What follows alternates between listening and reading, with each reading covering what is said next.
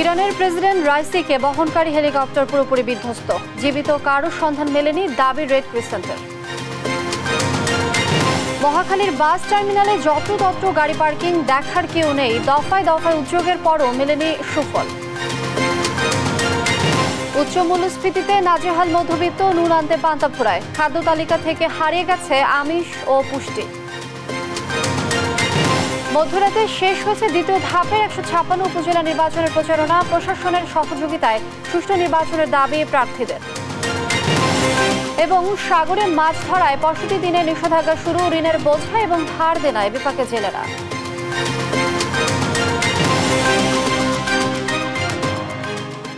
দেখছিলেন শিরোনাম সংবাদ সকালের সঙ্গে আছি আমি লিনিয়া আফরোজ। এবারে বিস্তারিত। শুরুতেই আন্তর্জাতিক প্রসঙ্গ।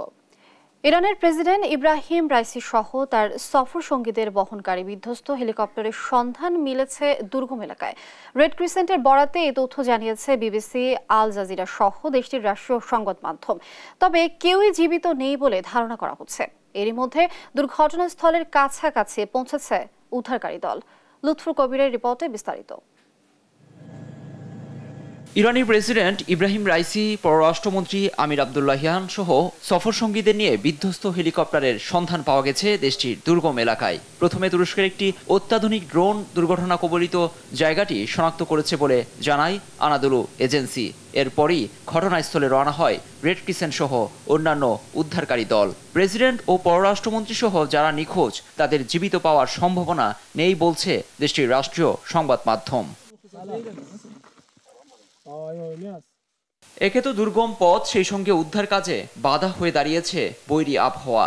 ঘন কুয়াশা ও বৃষ্টির কারণে হিমশিম খেতে হচ্ছে উদ্ধারকারীদের। ব্যবহার করা হচ্ছে আধুনিক সব প্রযুক্তি।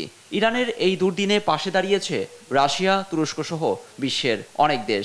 রাতভর চলে সন্ধান, কিন্তু এখনো সন্ধান মেলেনি প্রেসিডেন্ট রাইসি সহ তার সফর সঙ্গীদের। রোববার ইরানের পূর্ব আজারবাইজান প্রদেশ জোলফা এলাকার কাছে দুর্ঘটনাটি ঘটে। সেখানে একটি বাঁধ উদ্বোধন করতে যান ইরানের প্রেসিডেন্ট ইব্রাহিম রাইসি সহ আরও কয়েকজন শীর্ষ পর্যায়ের কর্মকর্তা। সেখান থেকে হেলিকপ্টার নিয়ে তাবরিজে ফেরার পথে জোলফার কাছে প্রেসিডেন্টকে বহনকারী হেলিকপ্টারটি বিধ্বস্ত হয়। প্রেসিডেন্ট সহ তার সফর সঙ্গীরা যেন সুস্থভাবে উদ্ধার হন, এমন প্রার্থনায় গোটা দেশ। এমন ভয়ানক দুর্ঘটনা কামনা করি না আমরা। আশা করি সবাই সুস্থ আছেন। ভালো খবরের অপেক্ষায় আছি। খুবই দুঃখজনক খবর দেশের সাধারণ মানুষ এবং সরকারের জন্য। আমাদের প্রেসিডেন্ট এমন একটি হেলিকপ্টারে ছিলেন যেটি কিনা নিরাপদ ছিল না। কোনো রকম সতর্ক ছাড়াই এরকম কিছু ঘটে গেল।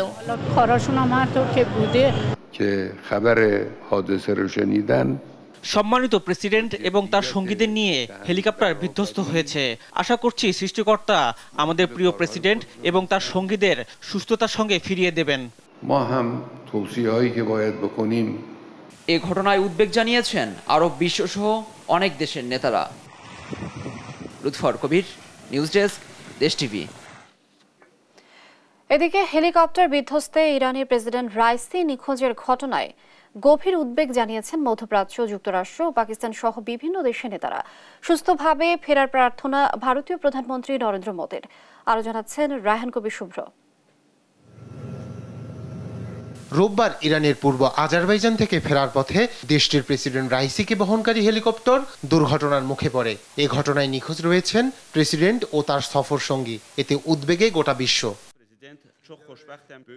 রাইসির নিখোঁজের ঘটনায় গভীরভাবে সমবেদনা জানিয়েছেন আজারবাইজানের প্রেসিডেন্ট ইলহাম আলিয়েভ। সামাজিক যোগাযোগ মাধ্যম এক্সে তিনি লিখেছেন, ইরানের প্রেসিডেন্ট ইব্রাহিম রাইসিকে বন্ধুত্বপূর্ণ বিদায় জানানোর পর ইরানের শীর্ষ প্রতিনিধি দলকে বহনকারী হেলিকপ্টার ক্র্যাশ ল্যান্ডিং এর খবরে আমরা গভীরভাবে উদ্বিগ্ন। ইব্রাহিম রাইসি ও তার সঙ্গীদের জন্য আমাদের প্রার্থনা। আজারবাইজান যে কোনো সহায়তা দিতেও প্রস্তুত বলে জানিয়েছেন তিনি। ইরানের প্রতি সহমর্মিতা প্রকাশ করে যে কোনো সহায়তা দিতে প্রস্তুতির কথা জানিয়েছে সৌদি আরব। সৌদি পররাষ্ট্র মন্ত্রণালয় বলছে, উদ্বেগের সঙ্গে হেলিকপ্টার বিধ্বস্তের ঘটনায় নজর রাখছে রিয়াদ। চলতি বছরের শুরুর দিকে পাল্টাপাল্টি হামলার ঘটনায় ইরান ও পাকিস্তানের সম্পর্কে উত্তেজনা বিরাজ করলেও ইসলামাবাদের পক্ষ থেকে ইরানিদের জন্য প্রার্থনা ও শুভকামনা জানানো হয়েছে। সামাজিক যোগাযোগ মাধ্যমে পাকিস্তানের প্রেসিডেন্ট আসিফ আলী জারদারি লিখেছেন, প্রেসিডেন্ট রাইসির সুস্থতা ও নিরাপত্তার জন্য আমরা আন্তরিক প্রার্থনা ও শুভকামনা জানাচ্ছি। হেলিকপ্টার দুর্ঘটনার খবরে উদ্বেগ প্রকাশ করেছেন ভারতের প্রধানমন্ত্রী নরেন্দ্র মোদীও। এক টুইট বার্তায় তিনি লিখেছেন, প্রেসিডেন্ট রাইসির হেলিকপ্টার বিধ্বস্তের খবরে গভীরভাবে উদ্বিগ্ন। এদিকে আর্মেনিয়া ও তুরস্কের পররাষ্ট্র মন্ত্রণালয় এক্সে উদ্ধার অভিযানে সহায়তার প্রস্তাব দিয়েছে। আর রুশ পররাষ্ট্র মন্ত্রণালয়ের এক মুখপাত্রকে উদ্ধৃত করে বার্তা সংস্থা আরআইএ বলছে, নিখোঁজ হেলিকপ্টারের সন্ধানে ও ঘটনার কারণ অনুসন্ধানে সব প্রয়োজনীয় সহায়তা দিতে প্রস্তুত রাশিয়া। এছাড়াও যুক্তরাষ্ট্র, ইউরোপীয় ইউনিয়ন, ইরাক ও মধ্যপ্রাচ্যের অনেক দেশ দুর্ঘটনায় উদ্বেগ জানিয়েছে।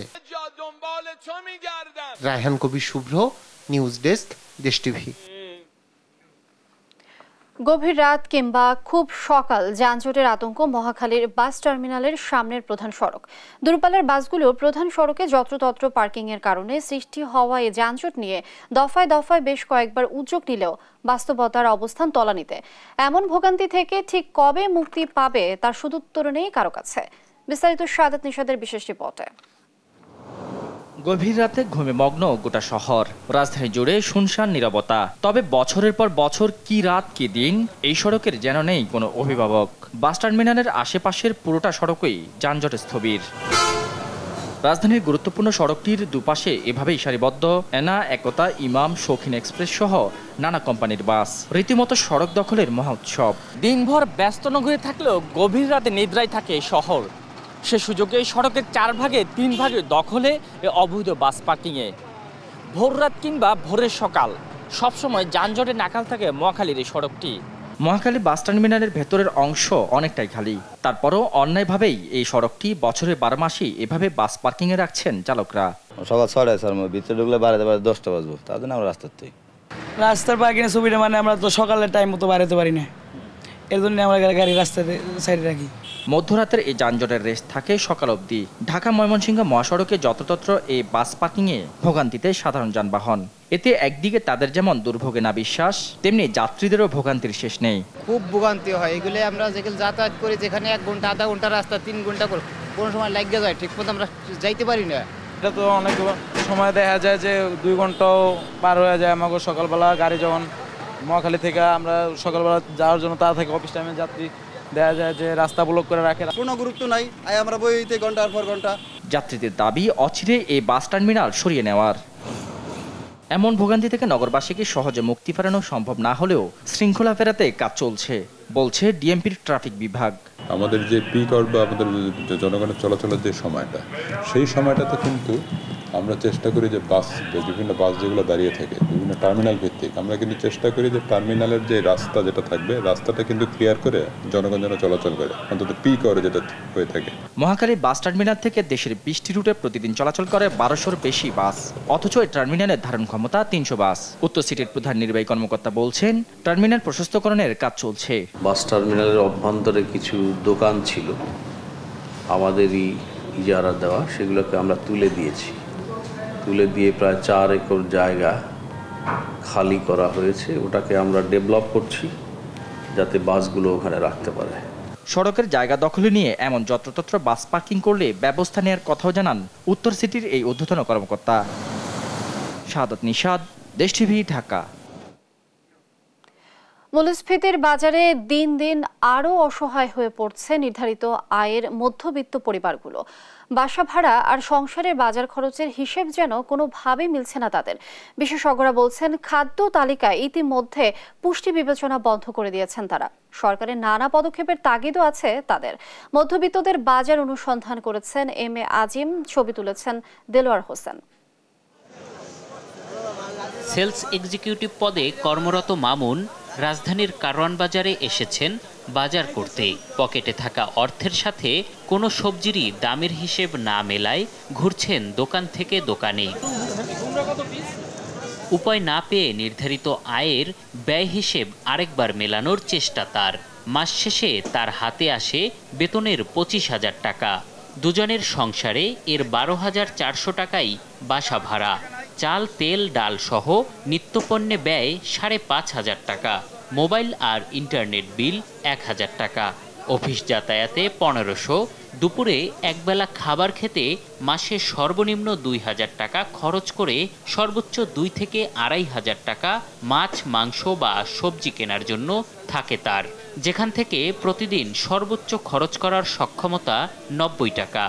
তবে 90 টাকায় মাছ, মাংস তো দূরে থাক, বর্তমান বাজার মূল্যে 1 কেজি সবজি কেনাই দায়। সব মিলিয়ে 50% আপ চলে যায় বাসা ভাড়া, বিল খরচে।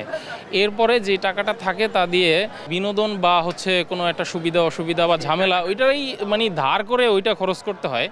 সবশেষ খানা আয় ও ব্যয় জরিপ তথ্য অনুযায়ী দেশে অধিকাংশ মানুষের গড় আয় 32,422 টাকা। পরিবারে গড়ে সদস্য সংখ্যা 4 জন।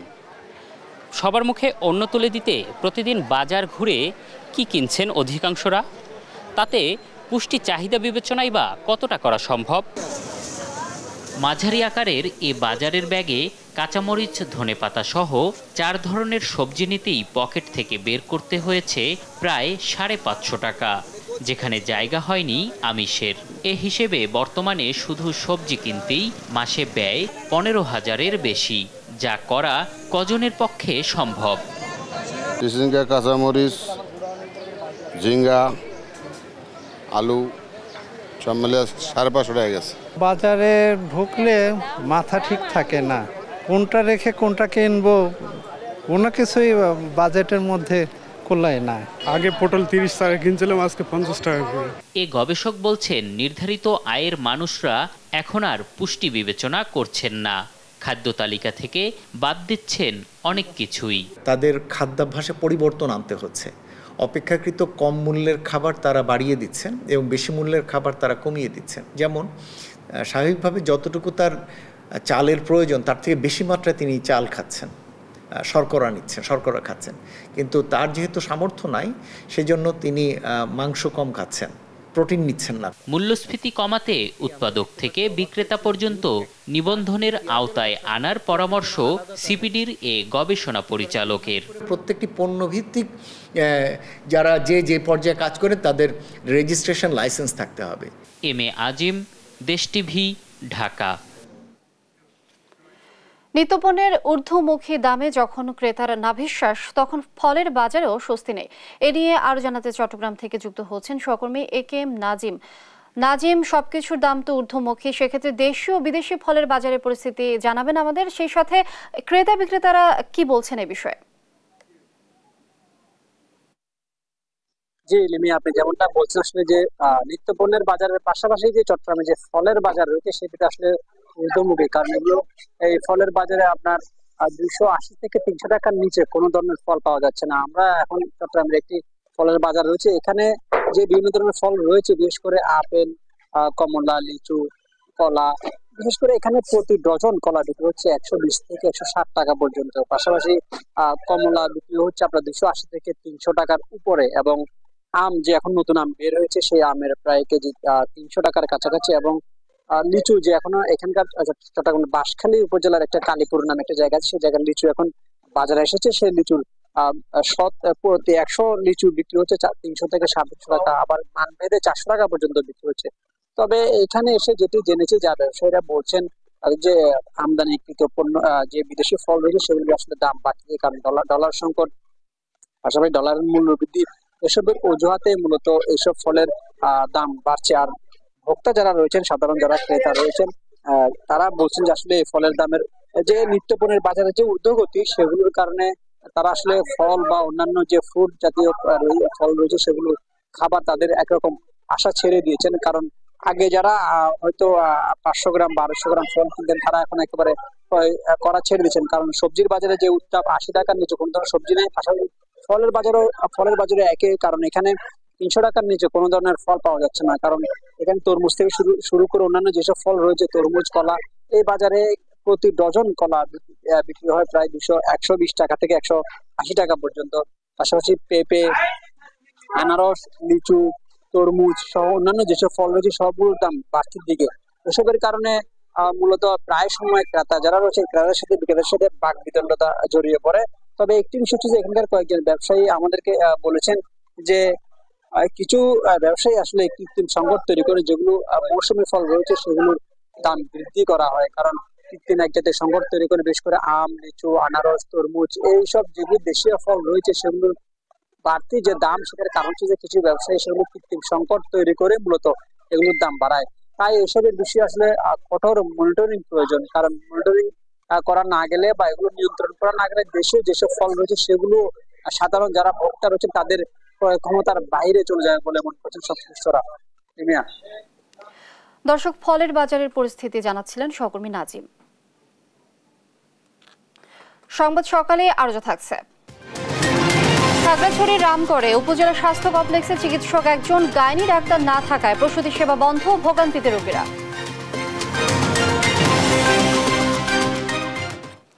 রোববার মধ্যরাতেই শেষ হয়েছে দ্বিতীয় ধাপের 156 উপজেলা নির্বাচনের প্রচারণা। রোববার শেষ মুহূর্তে মিটিং, মিছিল আর জনসংযোগে ব্যস্ত ছিল প্রার্থীরা। বিরামহীন প্রচারে প্রার্থীরা দিয়েছেন উন্নয়নের নানা প্রতিশ্রুতি। নির্বাচনের দিন ভালো পরিবেশের অপেক্ষায় ভোটাররা। প্রশাসনের সহযোগিতায় সুষ্ঠু নির্বাচনের দাবি জানিয়েছেন প্রতিদ্বন্দ্বী প্রার্থীরা।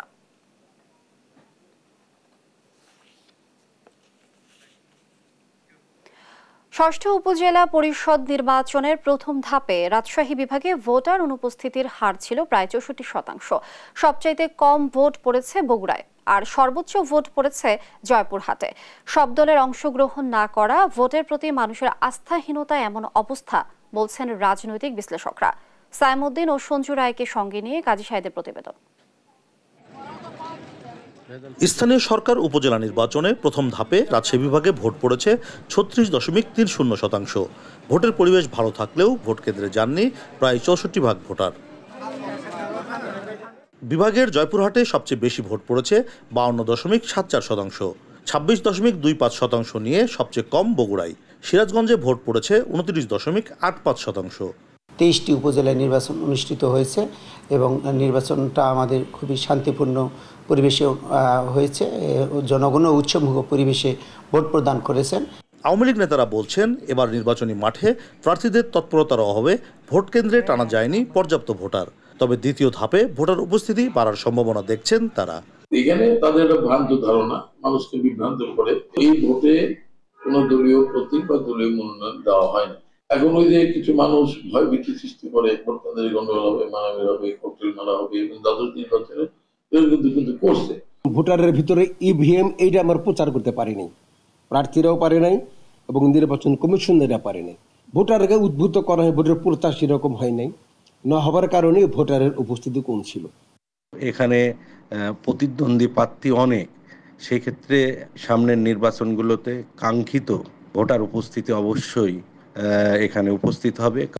ভোটার উপস্থিতি কমার পেছনে নির্বাচনে একাধিক রাজনৈতিক দলের অনুপস্থিতি, বৈরী আবহাওয়া এবং নির্বাচন ব্যবস্থার প্রতি মানুষের আস্থা কমে যাওয়াকে দায়ী করছেন রাজনৈতিক বিশ্লেষকরা। বর্তমান নির্বাচনী ব্যবস্থার প্রতি সাধারণ ভোটারদের একটা বড় ধরনের আস্থাহীনতা তৈরি হয়েছে, কারণ তারা এটা বিশ্বাস করতে চায় না বা বিশ্বাস করতে পারে না। এই গত 14 বছরের নির্বাচনী যে যদি হালচাল যদি তারা দেখে যে তাদের ইচ্ছা মতো বা তারা ভোট দিয়ে তাদের নেতাকে নির্বাচিত করবে, এই জাতীয় অবস্থা নির্বাচনী ব্যবস্থায় বিদ্যমান নেই। একটা বড় রাজনৈতিক দল অফিসিয়ালি নির্বাচনে আসছে না, যদিও তাদের বেশ কিছু নেতা নির্বাচন করেছে, কিছু পাশ করেছে এবং কিছু বহিষ্কার হয়েছে। দ্বিতীয় যে বিষয় হচ্ছে যে ধরেন তখন যে ফার্স্ট পেজে যে আবহাওয়াটাকেও আমি একেবারে ফেলে দিচ্ছি না, কারণ মানুষের মধ্যে ইলেকশন একটা উৎসবমুখর পরিবেশে হয়, কিন্তু সেই আবহাওয়াতে আসলে মানুষ কিছুটা হলেও দ্বিধাদ্বন্দ্বে ছিল। বিএনপি ও তাদের মিত্ররা ঘোষণা দিয়েই নেই নির্বাচনের মাঠে। তবে প্রথম ধাপে ভোটার অংশগ্রহণকে একেবারেই নেতিবাচক হিসেবে দেখতে নারাজ আওয়ামী লীগ। কাজী সাহেদ, দেশ টিভি, রাজশাহী। বঙ্গোপসাগরের বাংলাদেশের জলসীমায় মাছ আহরণে 65 দিনের নিষেধাজ্ঞা শুরু হয়েছে রোববার মধ্যরাত থেকে। এতে বিপাকে পড়েছেন জেলেরা। ঋণের বোঝা এবং ধার দেনায় জর্জরিত হয়ে দীর্ঘদিন কর্মহীন সময় পার করবেন তারা। সরকার এই 65 দিনের অবরোধের জন্য জেলে প্রতি 56 কেজি করে চাল বরাদ্দ করেছে। তবে নিষেধাজ্ঞার সুযোগে পার্শ্ববর্তী দেশের জেলেরা বাংলাদেশের জলসীমানায় ঢুকে ইলিশ শিকার করে নিয়ে যায় বলে দাবি জেলেদের। কক্সবাজার থেকে সৌরভ দেবের প্রতিবেদনে আরো জানাচ্ছেন শুভশ্রী রায়। মা মাছে প্রজনন নির্বিঘ্ন করতে মৌসুম ধরে ৬৫ দিনের নিষেধাজ্ঞা জারি হলো সাগরে। ২০ মে থেকে মাছ ধরার উপর শুরু হলো এই নিষেধাজ্ঞা। মৎস্য অধিদপ্তর বলছে, সাগরে মাছের সুষ্ঠু প্রজনন, উৎপাদন, সামুদ্রিক মৎস্য সম্পদ সংরক্ষণ এবং টেকসই মৎস্য আহরণের জন্য এই নিষেধাজ্ঞা। জানুয়ারি, ফেব্রুয়ারি, মার্চ মাসে পিক আবার প্রচুর পরিমাণ মাছ ধরা পড়ে, কিন্তু এবার বৃষ্টিটা দেরি হওয়ার কারণে সাগরের পানির উষ্ণতা বেড়ে গেছে এবং প্রচুর জেলিফিশের আধিক্য বেড়ে যাওয়ার কারণে তারা ওই সিজনে মাছ ধরতে পারে না। এখন বৃষ্টি হওয়ার কারণে তাদের কিছু মাছ ধরা পড়ছে, কিন্তু এখন যেহেতু মাছের বাচ্চা দেওয়ার সময় হয়ে গেছে, ডিম ছাড়ার সময় হয়েছে, এক্ষেত্রে তাদের এটা মানতে হবে আর কি। নিষেধাজ্ঞার সময় মাছ আহরণে বিরত থাকা মৎস্যজীবীদের সহায়তা হিসেবে দেওয়া হবে ভিজিএফ চাল। সরকারের তালিকাভুক্ত যারা জেলে রয়েছে তাদের সবাই ভিজিএফ এর যে সুবিধা, সবাই সেই পরিমাণ তারা চাল পাবে ৬৫ দিনের জন্য। তারা ধৈর্য সহকারে ব্যান্ড্রিটা যদি তারা মানে এবং কোনোভাবে অনিয়ম করে মাছ ধরতে না যায়, তাহলে সেই সুফলটা তারা ভোগ করবে। আমরা আশা করছি তাদের যে কষ্ট সেটা তারা কাটিয়ে উঠতে পারবে। অন্যদিকে জেলেরা জানান, গেল এপ্রিল মাস জুড়ে গভীর সাগরে জাল ফেললেও মিলছে না সামুদ্রিক মাছ, ফলে শূন্য ট্রলার নিয়ে সাগর থেকে ফিরতে হয় তাদের। তীব্র দাবদাহের সাথে বৃষ্টি না হয় সাগরে মাছ না পেয়ে হতাশ অনেক জেলেরা। তাই এর মধ্যে ৬৫ দিনের নিষেধাজ্ঞা আসায় চরম দুশ্চিন্তায় তারা। আমাদের চলতে ফিরতে অনেক কষ্ট হয়ে যায়। আমরা সাগর থেকে মাছ ধরে আমাদের ছেলে মেয়ে মা বাবাকে আমরা চালাতে পারি, যে তাদেরকে খাদ্য দিতে পারি। যদি ৬৫ দিন বন্ধ দেয় তাহলে আমাদের আর মাছ ধরা যাবে না। প্রতি বছর এই সময় সাগরে ডিম ছাড়ে মাছ, তাই সমুদ্রে মাছের উৎপাদন বাড়াতে গত কয়েক বছর ধরে এই সময় সরকার মাছ ধরার নিষেধাজ্ঞা জারি করে আসছে। নিউজ ডেস্ক, দেশ টিভি। দর্শক, এই বিষয়ে বিস্তারিত জানাতে কক্সবাজার থেকে সরাসরি যুক্ত হচ্ছেন সহকর্মী সৌরভ দেব। সৌরভ, এই যে ৬৫ দিনের নিষেধাজ্ঞা, এই নিষেধাজ্ঞার কারণে জেলেদের কর্মসংস্থানের কি হবে আসলে, আর তাদের জনজীবনে কেমন প্রভাব পড়ছে, বিস্তারিত জানাবেন। হ্যাঁ লিনিয়া, ৬৫ দিনের যে নিষেধাজ্ঞা, সেই নিষেধাজ্ঞা শুরু হয়ে গেছে এবং জেলেরা ইতিমধ্যেই হচ্ছে যে কক্সবাজারের যে মৎস্য অবতরণ কেন্দ্র, সেই মৎস্য অবতরণ কেন্দ্রে এসে গিয়েছে এবং এখানে আমরা প্রায় কয়েকশো ফিশিং ট্রলার এখানে নোঙর করতে দেখা গেছে এবং সেই সাথে এখনো অনেক জেলেরা যারা গতকাল রাতে ফিরে এসছেন এবং তারা ধীরে ধীরে তাদের যে জাল এবং অন্যান্য সরঞ্জামাদি তা কুলে নিয়ে আসছেন। এবং আপনি যেটি বলছেন, আসলে জেলেদের এই যে ৬৫ দিনের নিষেধাজ্ঞায় তারা অন্য কিভাবে জীবনযাপন করবেন। এখানে যারা নিবন্ধিত জেলেরা রয়েছেন তাদেরকে সরকারি সহায়তা হিসেবে ২ ধাপে চাল দেয়া হয়, কিন্তু এর বাইরে আসলে যারা অনিবন্ধিত জেলেরা রয়েছে তাদের ক্ষোভ রয়েছে, তারা এই সহায়তাটুকু পান না এবং যে জেলেরা সহায়তা পান তারাও সেটি বলছেন খুবই অপ্রতুল এবং এর বাইরে তারা জীবনযাপন করার জন্য অনেকে হয়তো এই জেলে জীবন ছেড়ে অন্যান্য পেশায় যায়, অনেকে রিক্সা চালান এবং দিনমজুরি করেন, কিন্তু তারপরেও এই বিশাল জনগোষ্ঠী যারা এই উপকূলীয় অঞ্চলে জেলে হিসেবে পেশায় নিয়োজিত রয়েছেন, তাদের এই নিষেধাজ্ঞার সময়টুকুতে তাদের আসলে পরিবার পরিজন নিয়ে বেশ বেগ পেতে হয় এবং যে করুণ জীবনযাপন সেটি তাদের করতে হয়।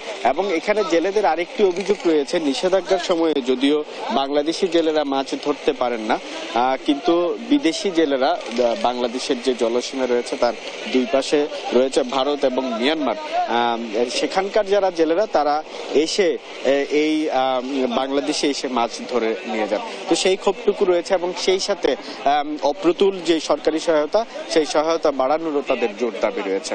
লিনিয়া। দর্শক, কক্সবাজার থেকে যুক্ত ছিলেন সহকর্মী সৌরভ দেব। সংবাদ সকালে আরো যা থাকছে। অবিশ্বাস্য কিছু করেছে ম্যানচেস্টার সিটি, টানা ৪র্থ প্রিমিয়ার লিগ শিরোপা জয়ের প্রতিক্রিয়ায় পেপ গার্দিওলা।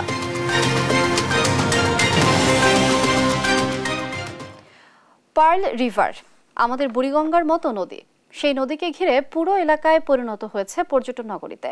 স্থানীয় দেশটির বিভিন্ন অঞ্চলের মানুষের পাশাপাশি বিদেশিরাও একটু স্বস্তির জন্য ছুটে যান পার্ল রিভারে। বিকেল থেকে রাত 10টা পর্যন্ত ভ্রমণ পিপাসুদের পদচারণায় মুখরিত হয়ে ওঠে এলাকাটি। চীন সরকার নানামুখী উদ্যোগে কলকারখানার দূষণে মৃত প্রায় নদী ফিরে পেয়েছে নতুন প্রাণ। চীন থেকে ফিরে পার্ল রিভারের গল্প শোনাবেন মহিউদ্দিন আহমেদ। চীনের বড় নদীগুলোর মধ্যে পার্ল রিভারের অবস্থান তৃতীয়। নদীর যৌবনকালে ছিল স্রোত, ছিল ঢেউ। নদীর মাঝখানে থাকা একটি পাথরকে দূর থেকে দেখতে মনে হতো মুক্তা। এমন আলোচনার মধ্য দিয়ে নদীর নামকরণ করা হয়ে যায় পার্ল রিভার। নদীকে ঘিরে দেশটির উত্তরাঞ্চলে গড়ে ওঠে ব্যবসা বাণিজ্য।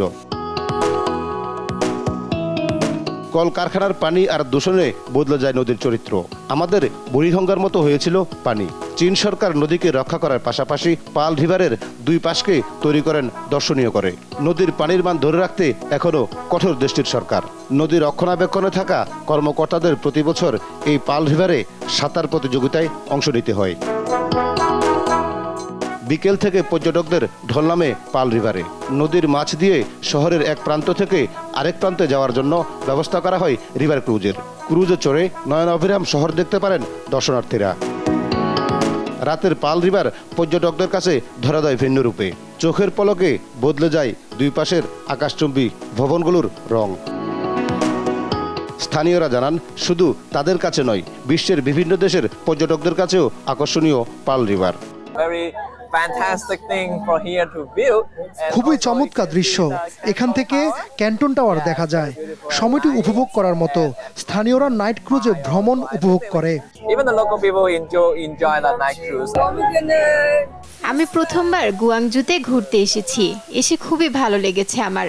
সুযোগ পেলে আবারও আসব। নদীর দুই পাশে নানা বয়সীদের খেলাধুলার পাশাপাশি নদীর পাশে নির্মাণ করা হয়েছে বিশ্বের তৃতীয় উঁচু ভবন ক্যান্টন টাওয়ার। এই পার্ল রিভারের সৌন্দর্য দেখতে প্রতিদিন ছুটে আসেন হাজার হাজার পর্যটক। মহিউদ্দিন আহমেদ, দেশ টিভি, ঢাকা। খুঁড়িয়ে চলছে খাগড়াছড়ির রামগড়ের স্বাস্থ্যসেবা। উপজেলা স্বাস্থ্য কমপ্লেক্সে চিকিৎসা সেবা দেওয়া হচ্ছে মাত্র একজন চিকিৎসক দিয়ে। গাইনি ডাক্তার না থাকায় প্রসূতির সেবা বন্ধ। নার্স ও টেকনিশিয়ান সহ অধিকাংশ পদে রয়েছে জনবল সংকট। নেই পরীক্ষা নিরীক্ষার সরঞ্জাম। চরম ভোগান্তিতে রোগীরা। সহকর্মী অপু দত্তের পাঠানো তথ্য ছবিতে সালমা জাহানের ডেস্ক রিপোর্ট। প্রায় 1.5 লাখ লোকের বসবাস খাগড়াছড়ির রামগড় উপজেলায়। অথচ মাত্র একজন চিকিৎসক দিয়ে চলছে উপজেলা স্বাস্থ্য কমপ্লেক্সটি। এছাড়া শুধু জনবল সংকট নয়, পরীক্ষা নিরীক্ষার যন্ত্রপাতিও নাই। শুধু প্রাথমিক চিকিৎসা পেলেও ওষুধ কিনতে হয় বাইরে থেকে। কালকে ভর্তি হয়েছি বুকে ব্যথা নিয়ে। আমাকে একটা গ্লুকোজ স্যালাইন দিছে। গ্লুকোজ স্যালাইন দেওয়ার পরে বিভিন্ন ওষুধ যেগুলো লাগছে ওগুলো সব আমি বাড়ির থেকে কিনে নিয়ে আসছি। এখানে বারবার ভর্তি হয়ে এখানে বলে যে না ডাক্তার নাই। সবাইকে কালকে নিয়ে আসছি, এখানে বুকে ব্যথা নিয়ে আসছিল। তারপর আসার পর একটা স্যালাইন দিয়েছে। তারপরে ওষুধ যেগুলো লেগছে সেগুলো আমরা বাইরে থেকে কিনে আনছি। আর বাইরেকে একবার দেখতেও আসে নাই। 13টি চিকিৎসক পদের বিপরীতে আছেন মাত্র একজন। অতিরিক্ত দায়িত্ব পালনে 2 জনকে সংযুক্তি করা হলেও এখনো একজন যোগদান করেননি। গাইনি ডাক্তার না থাকায় প্রসূতি সেবাও বন্ধ। নার্সের 32টি পদ থাকলেও দায়িত্বে আছেন মাত্র 8 জন। চিকিৎসা সেবা নিতে স্থানীয়দের যেতে হয় ঢাকা কিংবা চট্টগ্রামে, যা অত্যন্ত ব্যয়বহুল এবং কষ্টসাধ্য। আমাদের আউটডোরে প্রায় প্রতিদিন 200-250 রোগী আসে।